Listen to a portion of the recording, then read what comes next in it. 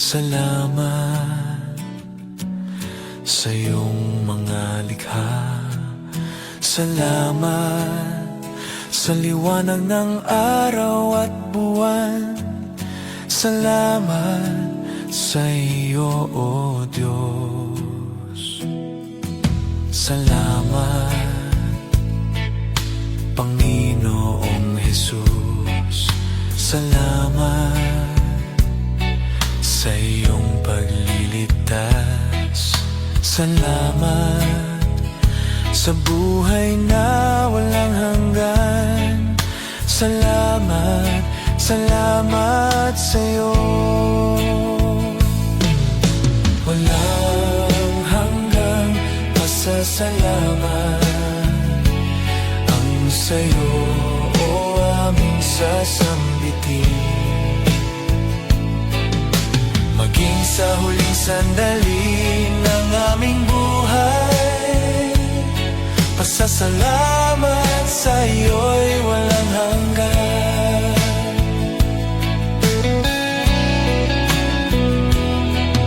Salamat, Espiritong Banal. Salamat sa liwanag ng buhay.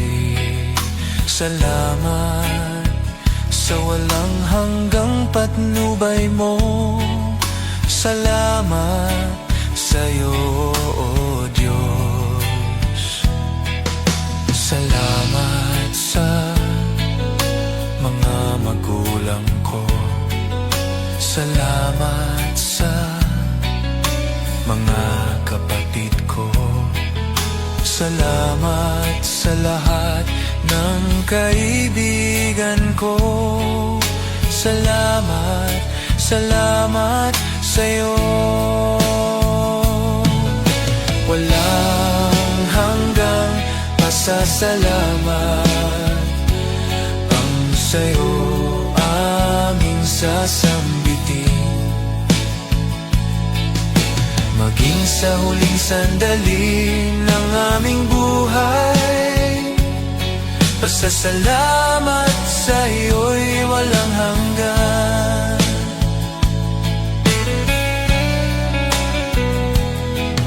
Salamat sa bawat pagsubok. Salamat sa tibay ng loob.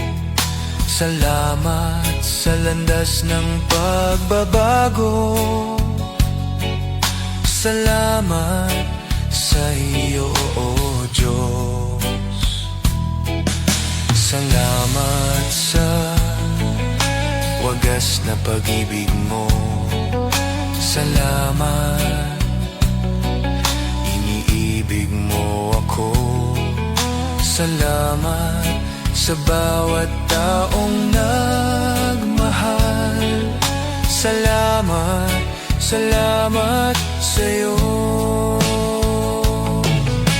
Walang hanggang pasasalamat ang sa'yo aming sasambitin. Maging sa huling sandali ng aming buhay, pasasalamat sa iyo'y walang hanggan. Walang hanggang pasasalamat ang sa'yo aming sasambitin.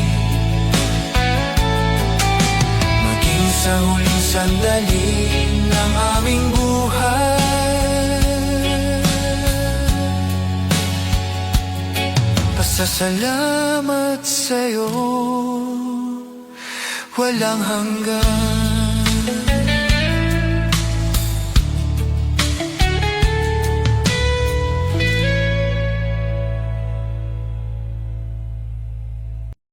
Kapatid, may mga biyaya kang natatanggap sa buhay, hindi lamang dahil sa mga dasal mo, kundi dahil sa mga taong nagdarasal para sa iyo. Remember that when we speak about blessing, hindi lamang natin ibig sabihin yung mga blessing na constantly and consciously ay hinihingi natin sa Diyos sa panalangin. when we speak of blessings, ito rin yung mga blessings na kahit hindi natin hinihiling, ay binibigay ng Diyos sa atin.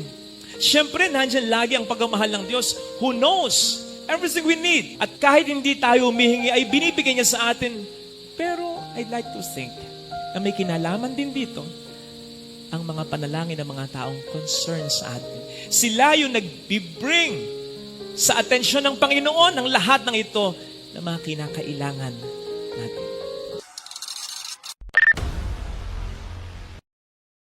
Pwedeng maubos ang mga pangangailangan mo, pero hindi ang mga blessings ng Diyos na laan para sa iyo. Kayo po ba, kagabi, nakapagdasal ng ganito, Lord, sana po bukas, buhay pa ako. I don't know with you, pero ako, salamat Lord, hindi ako nakapagdasal. Pero hanggang ngayon, buhay ako. Hindi ko naipagdasal na sana hanggang ngayon, pari ako. Hindi mo naipagdasal na sana hanggang ngayon, kapiling mo ang mga mahal mo. Hindi mo naipagdadasal araw-araw na sana may negosyo ka pa rin, may trabaho ka pa rin. Pero ano? Itong mga hindi mo ipinagdarasal na ito, na patuloy na binibigay ng Panginoon sa iyo, isipin mo, hindi ba mas mahalagang di hamak ang lahat ng ito kaysa mga blessing na hinihingi mo pero hindi mo pa nakukuha sa buhay mo?